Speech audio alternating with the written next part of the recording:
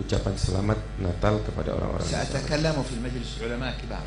Saya akan berbicara ucapan ini di sini hadir ulama-ulama besar. أولا Itu yang pertama. غالب علماء أهل السنة حرموا تهنئة النصارى في أعيادهم.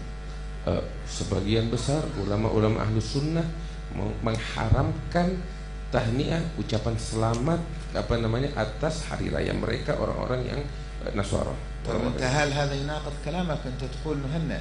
Apakah pernyataan saya ini bertolak belakang dengan pernyataan saya barusan yang menyatakan ulama ahli sunnah mengharamkan, bertolak belakang dengan apa yang saya anut? لا ما تراجعت عن كلامي. Saya tidak mundur dari pernyataan وسوف saya. أهنئهم في 25 وفي 7 القادمة هذه. Dan saya akan mengucapkan selamat kepada mereka pada tanggal 25 nanti. ومن حق من يرى أن هذا لا يجوز ألا يفعل. Yang menganggap ini tidak boleh, silahkan jangan lakukan itu. طيب نرجع مرة ثانية. Kita kembali lagi. غالب العلماء في المذاهب الأربعة قالوا بالتحريم. Saya katakan sebagian besar ulama ahli sunnah dari madzhab al-arba'ah mengatakan itu haram. ولكن لم يصح ما نقله ابن القيم من أنه باتفاق العلماء. Akan tetapi saya nyatakan bahwasanya tidak benar apa yang dinyatakan oleh Ibnul Qayyim, bahwasanya itu adalah yang disepakati oleh para ulama. بل Tidak في benar. المذهب الحنبلي الذي ينتمي إليه ابن القيم Bahkan di dalam madhab Hambali yang dimana Imam Ibnul Qayyim bernisbah kepadanya, bermadhab kepadanya, نقل المرداوي في الإنصاف Al-Imam Al-Mardawi menyebutkan di dalam kitab أن Al-Insafnya الإمام أحمد بن حنبل 3 أقوال: bahwa Imam Ahmad bin Hanbal punya 3 pendapat dalam perkara ini. الجواز والكراهة والتحريم. Yang pertama adalah jawaz, membolehkan, yang kedua adalah karahah, memakruhkan, yang ketiga adalah mengharamkan. 3 pendapat dalam mazhab Imam Ahmad bin Hanbal. وهنا يصبح الخلاف معتبرا. Dan di sini membuktikan bahwasanya khilaf, perbedaan dalam hal ini mu'tabar. ولا يصح الإنكار على المسائل في الخلاف التي فيها اختلاف معتبر. Nah, tidak boleh kita mengingkari suatu perkara di mana di situ khilafnya mu'tabar, diterima. ورحم الله من قال من اتسع علمه قل إنكاره. Semoga Allah mengangkat, memberikan rahmat mereka para ulama yang menyatakan semakin luas ilmu seseorang, semakin sedikit pengingkarannya terhadap perkara-perkara yang semacam itu. النقطة الثالثة Yang ketiga, أن هناك بحث جرى حول دليل التحريم. di sana ada kajian yang membahas tentang dalil-dalil yang mengharamkan. طلبت من مجموعة من طلبة العلم المذاهب متعددة. Saya السنة. meminta daripada talabatul ilm dari madzhab al-arba'ah untuk mengumpulkan itu, يقرؤون لنا في كتبنا نحن أهل السنة untuk membaca dari kitab-kitab kita ahli sunnah wal jamaah في استدلالات أئمتنا. di dalam cara mengambil dalil dari para a'immat kita. نبحث عن نص بنوا عليه تحريم التهنئة. Kami ingin mendapatkan nas yang dari nas ini mereka menyatakan hukum bahwasanya diharamkan mengucapkan selamat terhadap hari raya orang-orang kafir. لا أقصد هنا بالنص الفقهي. Saya tidak berbicara dengan tentang nas fikih. أقصد هنا بالنص المعصوم الدليل الذي يبنى عليه الحكم Yang الفقهي. saya katakan nas daripada maksum, yaitu Al-Quran atau hadis yang dari situ didirikan hukum ini. لم نجد. Beliau katakan kami nggak dapat ini. والذي يجد يدلنا ما حد منا يريد يدخل النار. Barang siapa yang punya dalil dari nas maksum, bawa kemari. Kami membutuhkan itu. والذي وجدناه أن العرف السائد في تلكم الأزمان العادة أن دلالة التهنئة تساوي أو فيها شبهة أنها تساوي الإقرار على المعتقد.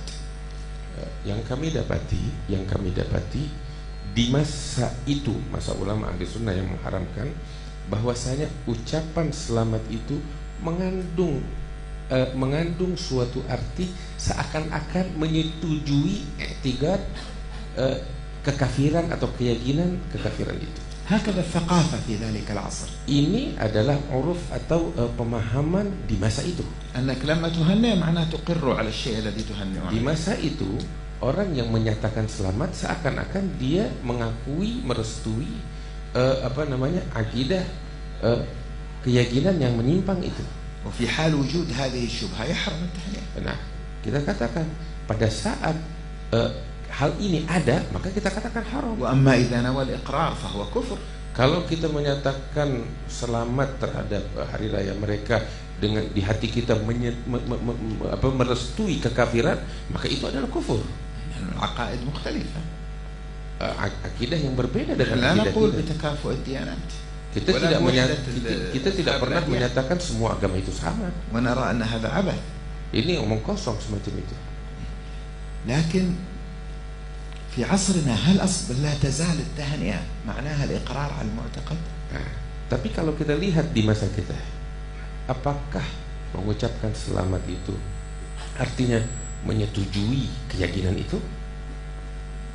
يعني المسيحي عندما تقول له يعني كل عام وانت بخير في مولد سيدنا عيسى عليه السلام، هل هو سيفهم أنك موافق على معتقده في أن سيدنا عيسى ابن الله تعالى الله عن ذلك؟ Saya kasih contoh seorang Muslim yang mengatakan kepada seorang Kristen, ya, di hari rayanya itu, setiap tahun mudah-mudahan engkau bertambah baik pada tanggal 25. Apakah itu mengandung keyakinan bahwa dia mempercayai keyakinan agama itu? لا. Tidak. بكل أنا مرتاح الضمير أقول لكم لا. Iya kan, bukankah demikian? Kita bilang seperti itu, kita doakan dia, kita ucapkan selamat. Apakah kita percaya dengan keyakinan ليس yang في sama? أوروبا فقط كما يقول البعض. Dan ini bukan cuma di Eropa, di mana tempat pun demikian. في مصر بابا الأرثوذكس الأقباط يأتي إلى الإمام الأكبر شيخ الأزهر ويهنئه بمولد النبي صلى الله عليه وسلم. Paus uskup di Mesir, ya, datang di hari Maulid Nabi Muhammad tanggal 12 kepada Syekhul Azhar dan mengucapkan selamat kepada kita umat Islam. Apakah artinya dia percaya dengan akidah kita?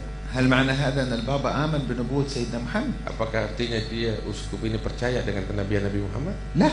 Tidak. هل معناه أنه أقرنا على معتقدنا بنبوة سيدنا Apakah محمد؟ dengan ucapan selamat uskup ini kepada kita dia mengakui agama kita? Tidak. التهنئة أصبح معناها إيش دلالتها؟ Nah, ucapan selamat di masa kita artinya udah nggak seperti yang kita pikirkan ini. لم تعد إقرارا على المعتقد ولا شبهة حتى. Ucapan selamat di masa kita itu artinya bukanlah mengakui akidah mereka. Tidak. التهنئة اليوم أصبحت نوعا من البر. Ucapan selamat di masa kita sebagai bentuk kebajikan di masa kita. والله تعالى أخبرنا وقال لا ينهاكم الله عن الذين لم يقاتلوكم في الدين ولم يخرجوكم من دياركم أن تبروهم وتقسطوا إليهم. Allah Ta'ala di dalam Al-Quran menyatakan bahwasanya Allah tidak melarang kepada kita untuk terhadap orang-orang kafir yang tidak memerangi kita, tidak mengusir kita dari kampung halaman kita, untuk kita berbuat baik kepadanya, berbuat adil kepadanya. Allah tak melarang itu. طيب أليس من المعتمد عندنا في مذهب الشافعي أن الذي يتزوج كتابيا من حقها هي عليه أن يأخذها بنفسه إلى الكنيسة في يوم عيدها لتصلي أو يعطيها نفقة الذهاب؟ Di dalam kitab هذا المعتمد عندنا الشافعية. Di dalam kitab fikih kita Syafi'iyah ada perkara dibolehkan menikah seorang muslim dengan wanita kitabiyah dengan aturannya, dan di situ tersebut di dalam mu'tamad fikih kita Syafi'i bahwasanya seorang suami yang menikah dengan kitabiyah, di antara hak si wanita kitabiyah ini atas suaminya yang muslim adalah mengantar istrinya yang kitabiyah itu ke gereja untuk melakukan ibadah. أيهما أكبر؟ أيهما أكبر؟ Mana yang lebih parah? أنك تقول لها كل سنة وأنت طيبة يا زوجتي ولا تأخذها للكنيسة؟ Mana yang lebih parah? Ngucapin tiap tahun selamat Natal wahai istriku, atau nganter dia ke gereja? ولا تأخذها للكنيسة؟ خذي بوديش للكنيسة بس ليس كل سنة وأنت طيبة. كل سنة وأنت ليست طيبة. Atau kita bilang boleh kamu pergi dianterin tiap waktu ke mana, ke gereja, tapi ucapan Natal enggak deh. قال الشيخ كل سنة وأنت مريضة. Kata dia setiap tahun itu sakit.